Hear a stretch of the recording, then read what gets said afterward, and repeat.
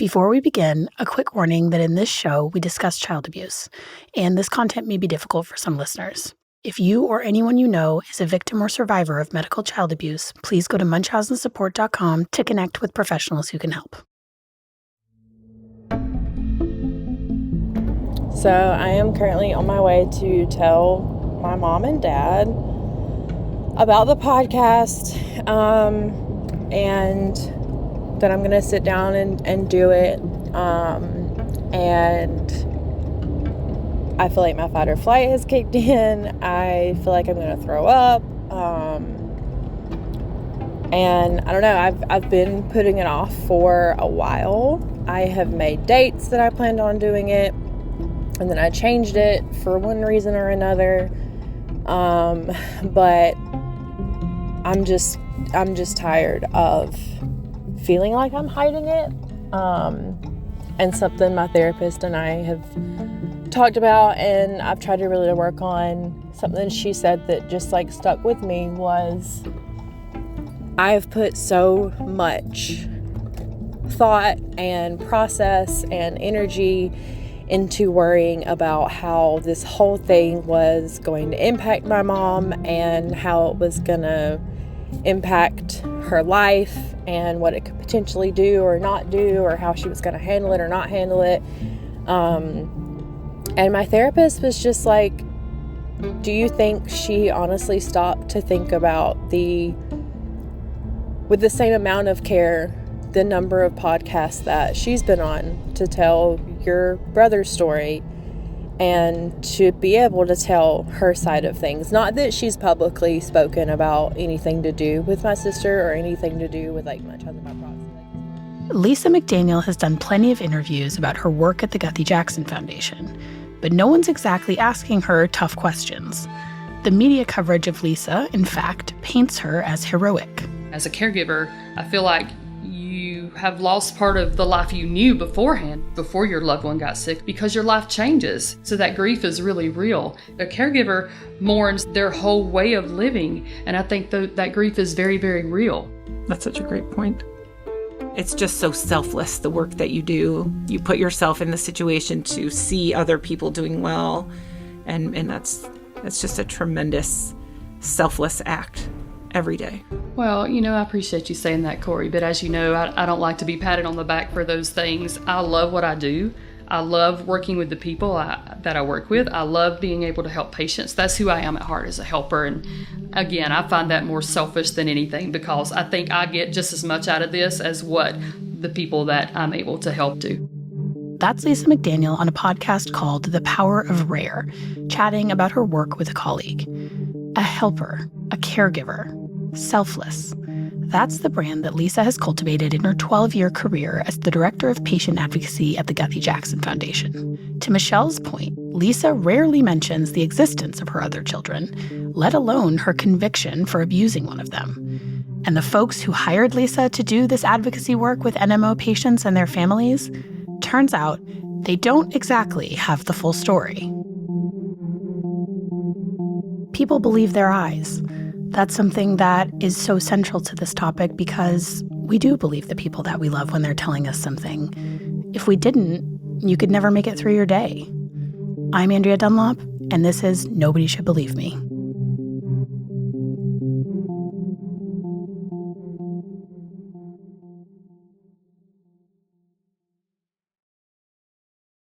Where would you like to begin?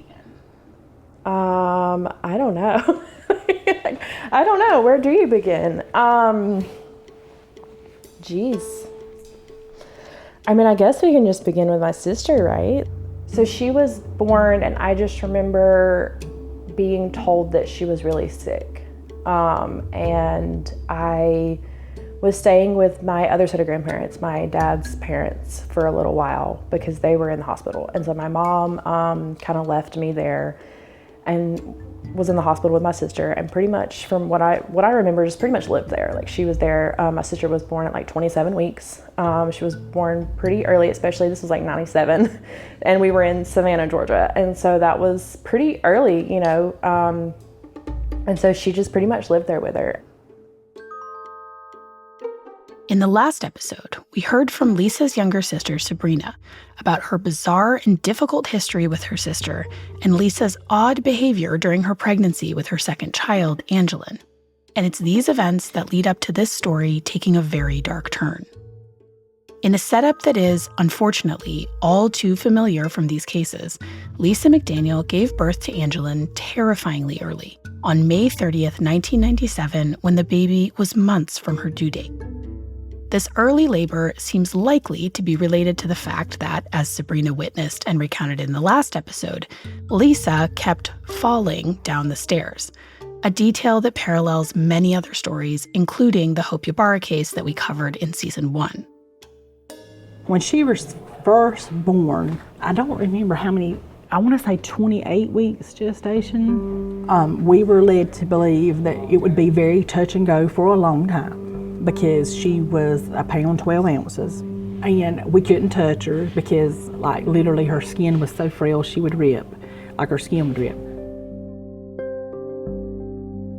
A baby born as early and as small as Angellyn is certain to have complications, and her life began with a lengthy stay in the neonatal intensive care unit. You would go in and you would see her, and she'll do really good, and then she may not do so well. But if we could get, her lungs developed, because you could not hear her cry. Like her lungs were so weak and stuff that her mouth would open like she was crying, but you physically could not hear it. Michelle had been looking forward to having a baby sister, but the reality of Angellyn being born so fragile was harrowing. I had been waiting all day to go back and see her in the ICU. I got to go back and see her for like just a minute. It was literally like just a minute. And I don't remember all of it. I hate that, but I remember seeing a lot of the pictures. And so I imagine for me, that young, that was probably a super scary place to see her because she was hooked up to every cord imaginable and IVs and a trach and a feeding tube and all these things. That's really my first core memory, I think, is her. After 3 months, Angellyn was discharged in August of 1997 with a lengthy list of complications, including breathing and feeding issues that were due to her premature birth.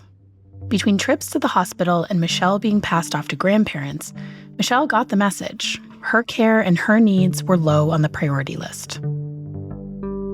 Sometimes my dad would come pick me up and we would go back to Savannah and I would stay for a weekend or something. So I remember them really, really pressing of how medically fragile my sister was, to the point where they were like, you have to wash your hands and you have to be very careful and you can't have germs and yada yada. And so there was an instance where I literally was washing my hands so often, I had huge rashes on my hands because I had just washed my hands till they were raw, because I was I'm just taking care of my sister. That was the core of most of my life. It was how my sister was doing, how my mom was doing when they were coming home. It's this overwhelming sense of keeping an eye on everybody and everything and just making sure that they were okay. Even after Angellyn's initial discharge from the hospital, she was never out for long, and the first 21 months of her life were a series of repeated hospitalizations. An emotional roller coaster. You're emotional already, but you would get a call. Oh, they're talking about letting Angellyn come home if she keeps doing well. And then 2 days later, you would get a call. Angellyn's so sick, if you want to see her, they say she may not make it through the night. If you want to see her, come. I believed and was told she was fighting for her life, and that weight, just walking around with it all the time. My life revolved around that. And there was a pond that my grandparents had that, me and my granny would walk down sometimes and spend some time at the pond and listening to the birds. And I don't know if you can hear in the background, there's so many birds and stuff out because I'm talking about all this in my grandparents' house. You could constantly hear birds chirping. My days revolved around the phone call. It was, it was waiting for that phone call of how my sister was today. And I remember asking Granny, have they called today? What's going on? And This was a lonely time for Michelle, who at 6 should have been taking her first big strides into the wider world as a kindergartner, except the McDaniels had decided not to send her. So my dad would come back and forth and visit on weekends and stuff. Me, because I was staying at my grandparents' house while my mom stayed, and then occasionally they would both like come. And I don't remember how often it was or anything. I just remember sometimes they would both come and see me at my grandparents' house while my sister was in the hospital, and they would come and like try and do some like brief, weird, like homeschooling things. But it was also like, we're doing this once every however often, very much not like a daily, thing, because they were kind of opposed, it feels like, to me going to public school for a while. Do you have any sense of what their beef was with sending you to school? I feel like, from best I can gather, it was very religious based, because I was very religious growing up, and my dad was like a Baptist preacher growing up, and so it felt very like my homeschooling curriculum was very like religious based, and I can't remember the actual thing they use now. Like, I guess I had like questions of like why like I couldn't be over there, like if I'm here, why can't I be with my parents, or why can't I stay there or whatever. And like she was in ICU, so there was no like feasible way for me to be in there. Like I wasn't even supposed to be in there with her at all. But I would go sometimes like over weekends and stuff. Like I would go either with one set of grandparents or the other. Sometimes my dad would come pick me up and we would go back to Savannah, and I would stay for like a weekend or something. So I remember that. I remember a lot of back and forth. And every time Angellyn's health started to improve, it would take another nosedive. As she grew and got bigger, got stronger, it was almost worse than when she was first born, because you're thinking, okay, you're on the road to get to come home. They started making out a plan. Okay, this needs to happen, this needs to happen, these things need to happen. If she can do so many days on these feeds and not, have any issues, and her heart rate stay up and her breathing and everything stay intact, then this is the plan of action to go home. That's when it was, okay, Angellyn may not make it through the night. If you want to see her, come on. So she would be improving and kind of in this preparation for discharge, and then suddenly take a turn towards, as you understood it, like imminent death? Yes, that's how I understood it. Like when you get that call, the doctor says she may not make it through the night, and you're still thinking, okay, at this time, you have to understand, we didn't have a clue. We bought into everything that we were told. As a parent, there's nothing more frightening than the idea of something happening to your baby. Both of my babies, luckily, were born full term and with no complications. And even so, those early days are really hard. I remember not being able to sleep some nights because I would stir awake at every little peep they made. I struggled with breastfeeding with my first, and I remember just torturing myself to make it work. It's hard to overstate how, especially in those first few months when your baby is just so helpless and your hormones are raging, every cell in your body turns itself over to keeping this tiny, precious thing alive. And again, that's without complications. Angellyn spent the first 21 months of her life critically ill, so it's easy to see why the family rallied around Lisa and Carey. Parents deserve support, and babies deserve every chance at a healthy life.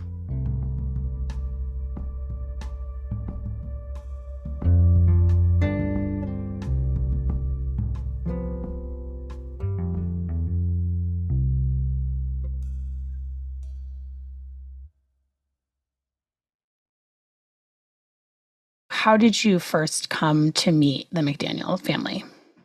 Just as a patient in the PICU. So she was an ex-preemie. I honestly don't remember the very first time I met them, but it wasn't unusual. This is Judy, which is the pseudonym we'll be using to protect her identity. She was a nurse in the Pediatric Intensive Care Unit, or the PICU, in Savannah at the time Angellyn was being treated there. Angellyn was born very premature. Was it pretty typical that you would see babies born on the more extreme end of being born premature, that they would have a lot of visits to the PICU? Yeah, it wasn't surprising back then to see them visiting a lot. If they got sick, they would not get sick the way your children or my children would get sick. They could become very violently ill and even in danger of death if they got sick with, let's say, sepsis, or they had a very bad pneumonia. There's a lot of things that would make the physicians, be very concerned about their outcome, and that's why they would need to be with us so we could watch them very carefully.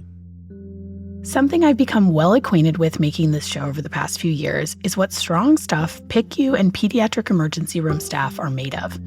This is work that requires an extraordinary amount of empathy, calm, and emotional endurance. And listening to parents about what's going on with their child is a huge part of this work. I would imagine there's almost no instance where you're not meeting someone on one of the worst days of their life, right? If your child is in the PICU, that is just an incredibly stressful and upsetting situation. Yes, it's terror-inducing for pretty much everybody. It's very stressful for all of them. Everybody has a story. Everybody believes that their story is the most important. And so I always tried to be very cognizant of that when I was talking with them about what was going on with their children. And so I always believed I would have probably about 5 minutes to make that. I called it the click, because I would just go in the room, start doing stuff. And the minute I felt that little click, I was like, yep, I'm good. I've connected with this family. Now I can just go in and do my job. But I want to put them at ease. I want to see their shoulders come down. I want them to be able to talk with me and not just have that awful deer in the headlights look. So it's really important for me to make that connection. Lisa, who was still in her 20s at the time, was reportedly charming and popular with the number of hospital staff who she'd often go to lunch with. Judy, however, had a different reaction, as she explained to me and my producer Taj, who is the other voice you'll hear in this clip. Did you have a moment, like a click with Lisa? I did not have that with her. What I had with her, I had the other reaction where the hackles stood up on the back of my neck is about the only way. And I thought, this is somebody that is best for me not to be around. And then some of the things that happened while Angellyn was in the unit, like when they used to have a phone outside the door, so she would ring to come in and visit. And there was one time we heard all this banging and we opened the door and she was like lying on the ground outside the door looking like she was convulsing. It only lasted a brief period of time. And then one time she said that somebody had tried to attack her outside of Ronald McDonald House. And the nurses, we were all friends. They would tell me some of the things that she had confided in them about. And I was just, the more I was exposed to all of that, it wasn't so much what was happening clinically with Angellyn at that particular time. It was just the other stuff, just, Yeah, so you just had a bad vibe, basically, from her, it sounds like. And, it also sounds like the take on Lisa at the hospital was that she was quite capable of taking care of her child. This was not a situation where, because of course these situations do happen, right? Where a parent is having such severe mental health concerns that they're not able to take care of their child adequately. And it doesn't sound like that was anybody's read on Lisa. No, not at all. Though there were only brief periods during this time when Angellyn was able to leave the hospital, Mishelle has vivid memories of one homecoming in particular. She had her own room with the crib, and then there were still tubes and attached to her, and feeding tubes and her breathing tubes and all attached to her trach and all this. And I remember waking up in the middle of the night to her alarms just blaring, because I was across the hall from her in my own bedroom, and I go in there and she's not breathing and she's blue, dark blue.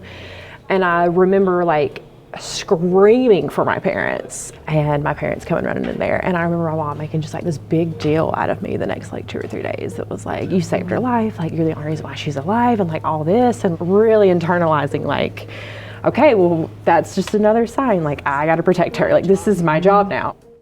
And this traumatic event solidified Michelle's understanding of her place in the household, not as a child with needs of her own, but as a caretaker, as a rescuer, a heavy weight for tiny shoulders. To my adult ears, the logistics of this story seemed odd. If you have a baby this fragile, why is she not in the room with the parents? Lots of babies sleep in the parents' room when they're little anyway, and when my babies had so much as a bad cold, I'd want them near me throughout the night. This detail also stuck out to Sabrina.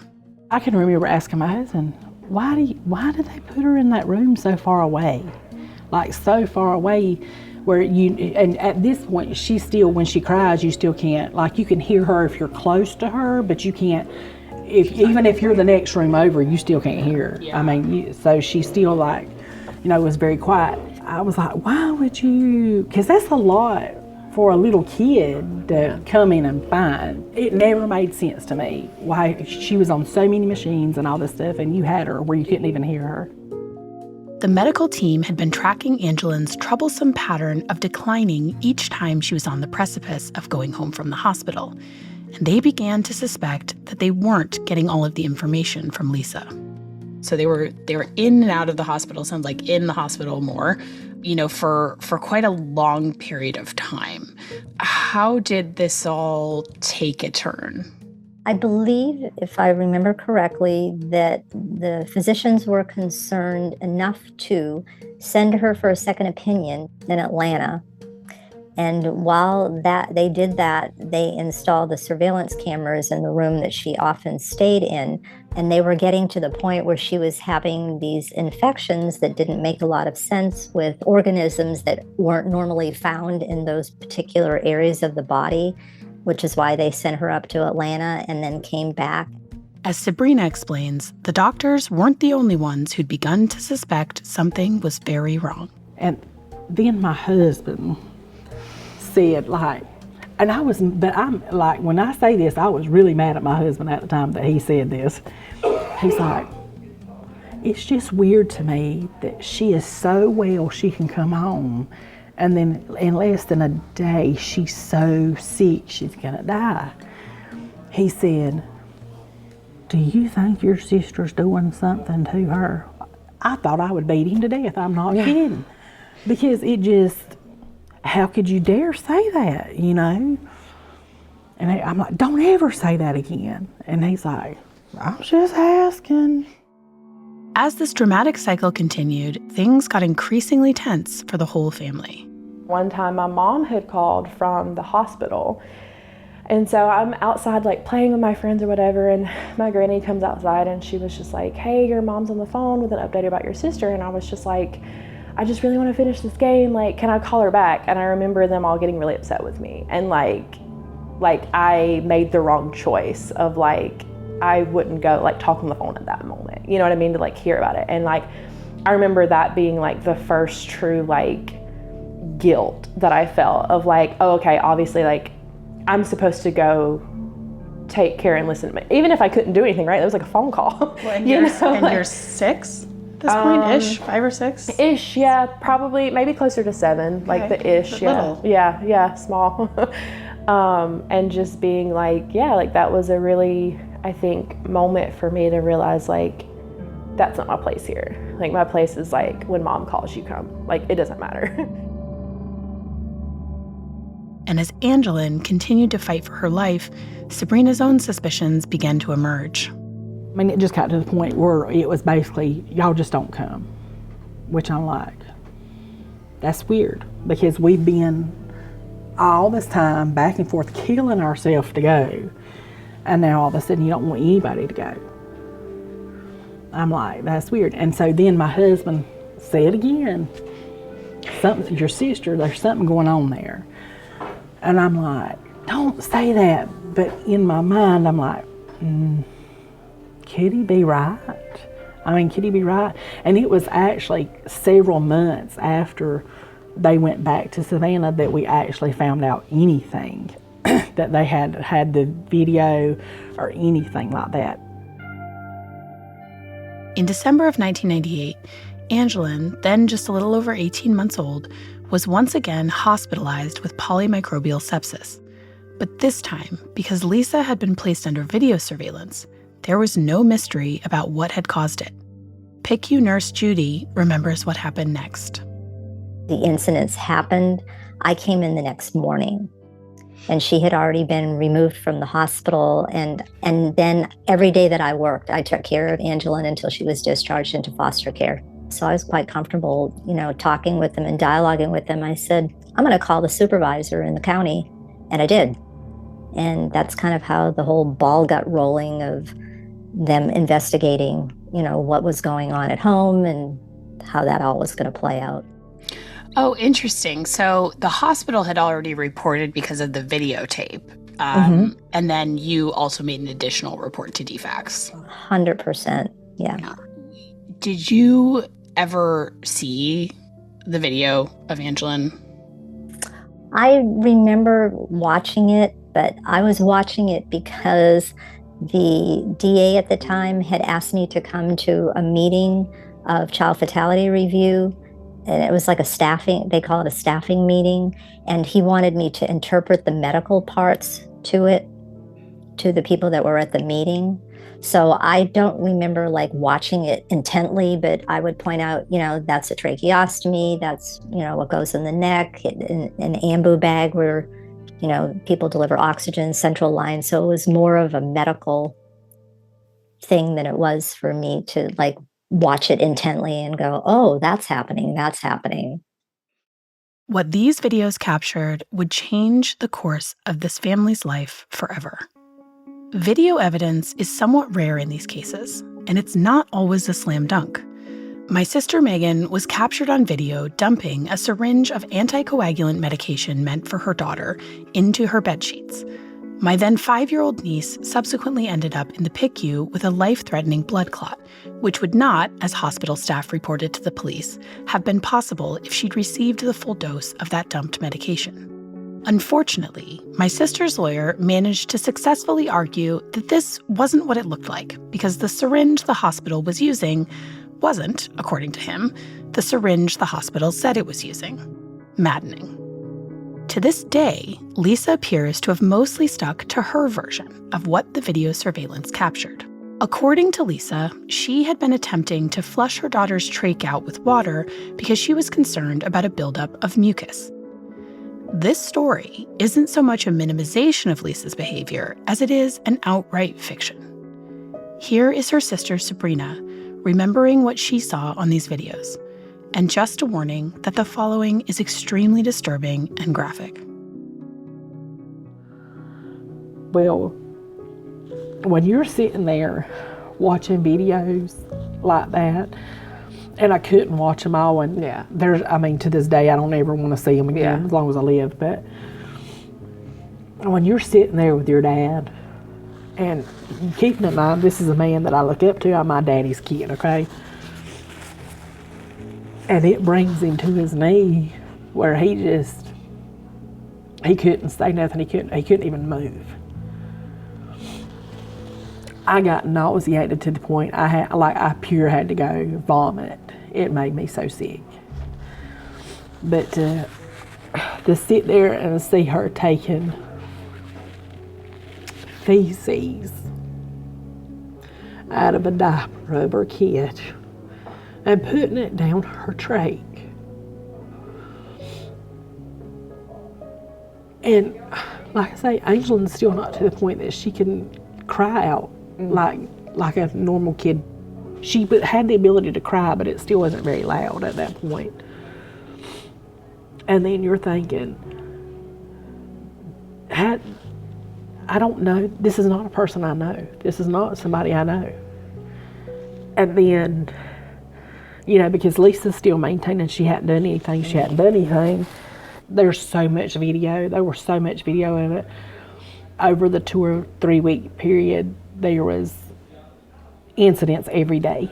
Multiple times a day. I know there were at least 50 incidents. And it was always of like feces being put in her trach or the saline getting put down her trach to try to drown her. Like she would put like whole syringes of the saline water or whatever down her trach and wouldn't suction her back out because, when you're sticking something, like the nurses would put like a drop or two to help, kind of loosen up her secretions or whatever and would suction it right back out. And so when you're sticking a 10 millimeter syringe down worth of fluid down a trach and letting it sit there, you're drowning somebody.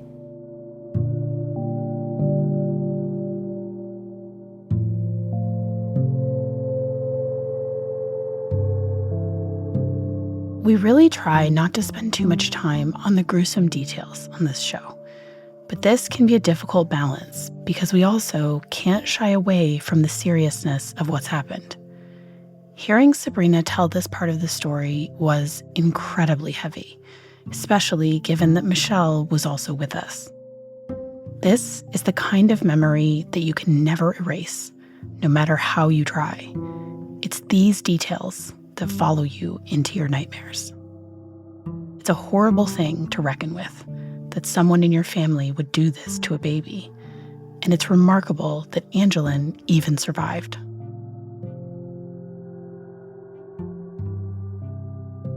Can you give us just from a medical perspective, just a sense of like how risky these behaviors are? All of them very high-risk behaviors that could lead to someone becoming violently ill or die, particularly the part about the tracheostomy, which is basically someone's lifeline because it bypasses your nose and your mouth. And so if you cover that, you're essentially suffocating somebody.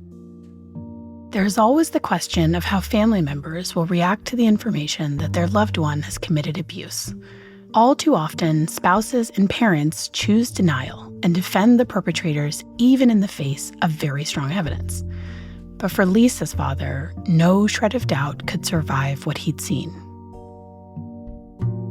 When my daddy saw the videos, he never had a relationship with my sister after that day. It just ruined his whole perspective. It ruined everything. Because for him, and I mean for me, but my dad, it was just, you did the unimaginable. You did something that was absolutely, in my dad's mind, unforgivable. Listening to Sabrina talk about her and Lisa's dad is gutting, especially after watching my own father grapple with something similar. Nobody wants to see the best in us more than our parents. Nobody wants to believe more in our innate goodness. And dads, they do anything to protect their little girls, right? And Carey has said, I don't know what's going on. I don't know what's going on. I didn't see it. And then to see him be sitting in the same room with a newspaper, pulled up to his face like you're reading a newspaper. Like on the video? Yes, on the video. Lisa's at Angellyn's crib doing this. And Carey is sitting in a chair. You know, you're in a hospital room, so the rooms are not very big. Across from the crib with a paper up like this to make it look like he's reading, and then you see him fold that paper down. He's watching her. He knew exactly what she was doing.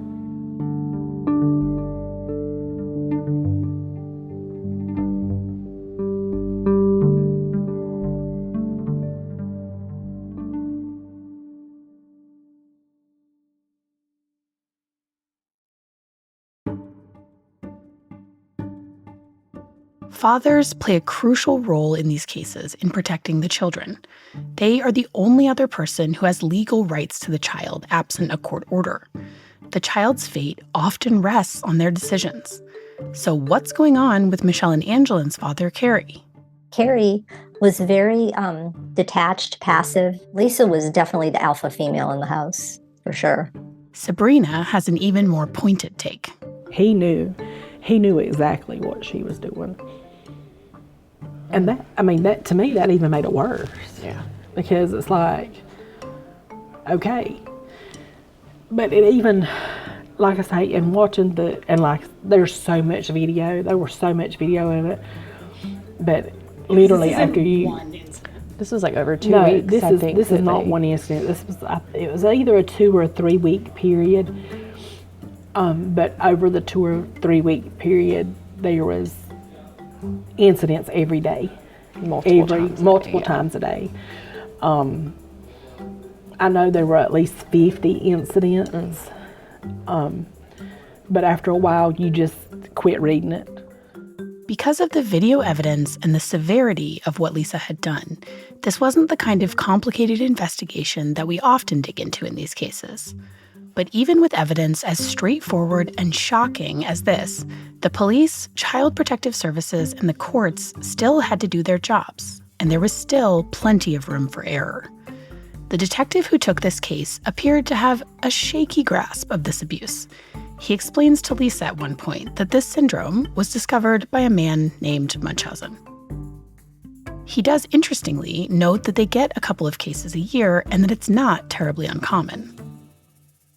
On December 31st, 1998, Detective Bill Sharpley from the Savannah Police Department interviewed both Carey and Lisa McDaniel separately and then together. Jeff Baker from the Department of Family and Children Services, or DFACS, also sat in. Unfortunately, we don't have any tape of it, but we do have transcripts.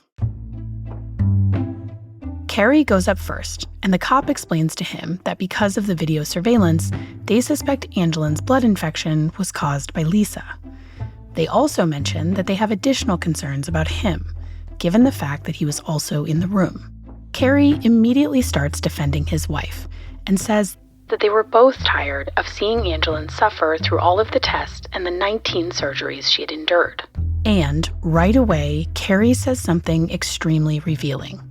He tells the police, "We both said this. And like I said at first was that, if this is going to be her life, I'd rather, and we're Christian people, that I'd rather God go ahead and take her onto heaven instead of having her suffer."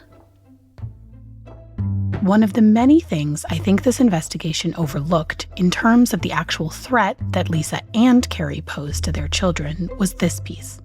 The intent that a statement like this telegraphs. Sabrina, however, saw it more clearly. I don't really think she ever meant to leave the hospital with Angellyn at any point. I don't think she ever meant for that child to live. Detective Sharpley walks Carey through the tapes, but it doesn't seem to make a dent. He offers them the same explanation that Lisa will go on to offer, that she was just trying to suction Angellyn's trach, which of course doesn't explain even a fraction of what the video captures. When pressed, Carey says that he just, quote, "can't really see what she's doing." They continue to walk him through additional videos, even bringing a nurse in to help explain, and Carey refuses to give an inch.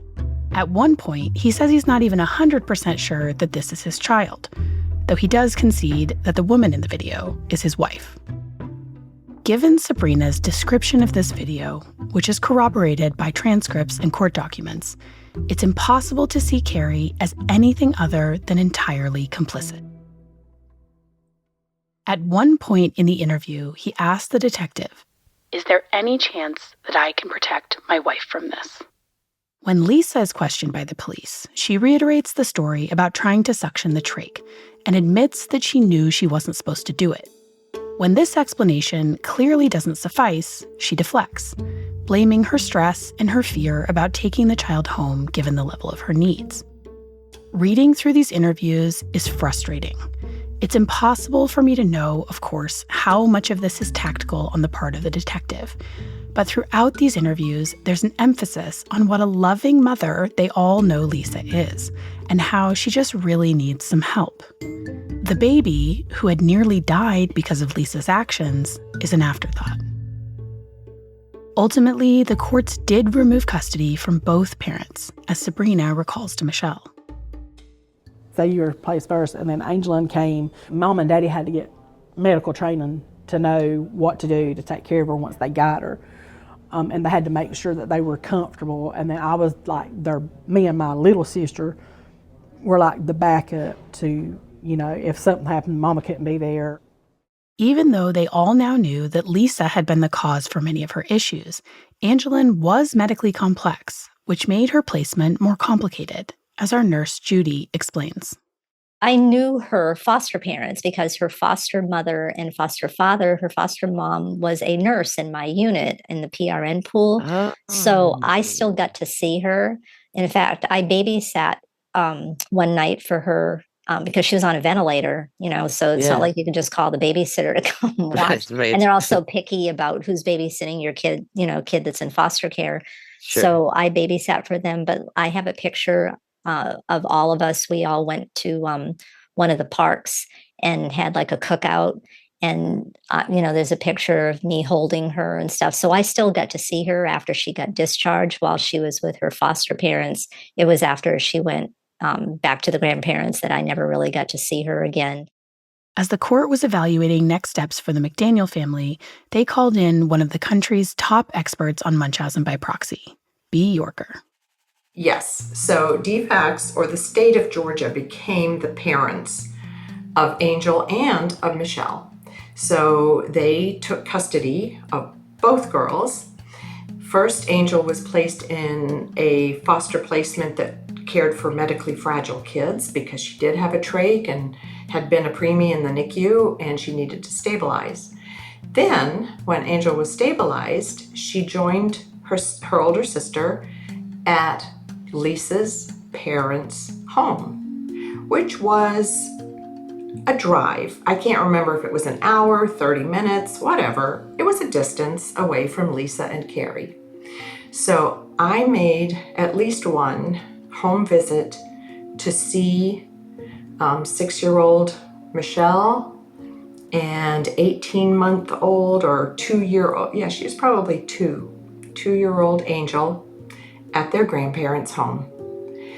I vividly remember spending a few hours in the living room, looking around the home, seeing how the family interacted, and spending time watching the grandparents interact with the girls, particularly with Angel. Angel had long red ringlets. She was using a little 2-year-old walker to help her walk.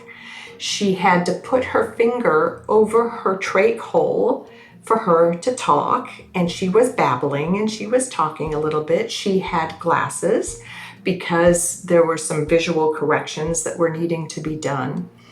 She was a beautiful, lovely little girl who seemed to be well on her way to thriving and recovery. The biggest question that I had for those grandparents is I said, because we are very doubtful, and it's a high bar to place victims of lethal Munchausen by proxy with relatives because of the influence and the ability of perpetrators to get back into the family system. So I said to them, are you able to protect these girls from your daughter? And I remember specifically the grandfather looking me in the eyes and saying, oh yeah, we are on to her. She has lied to us.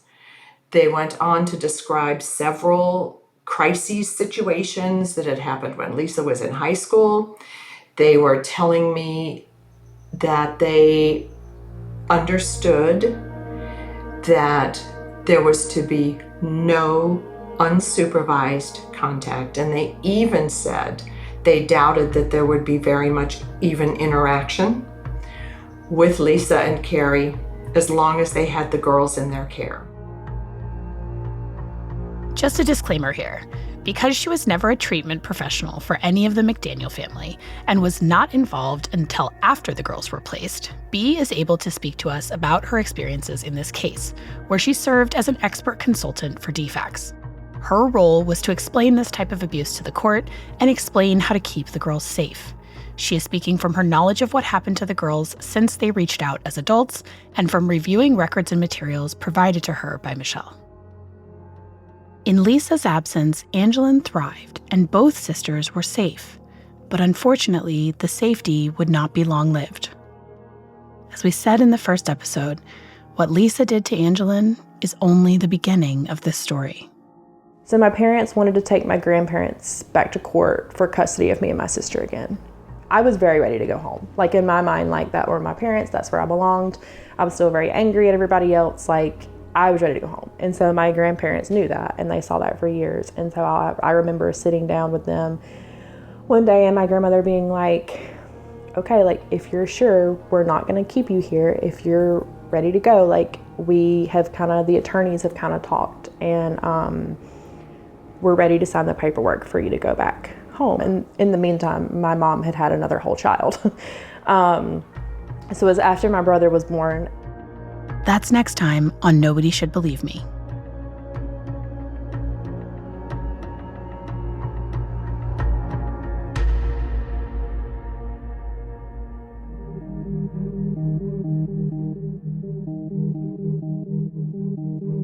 Nobody Should Believe Me is written, hosted, and executive produced by me, Andrea Dunlop. Our supervising producer is Mariah Gossett. Our senior producer is Taj Easton. Assistant editor and associate producer is Greta Stromquist. Research and fact-checking by Aaron Ajayi. Engineering and mixing by Robin Edgar. And administrative producing by Nola Carmouche. Music provided by Blue Dot Sessions, SoundSnap, and Slipstream Media.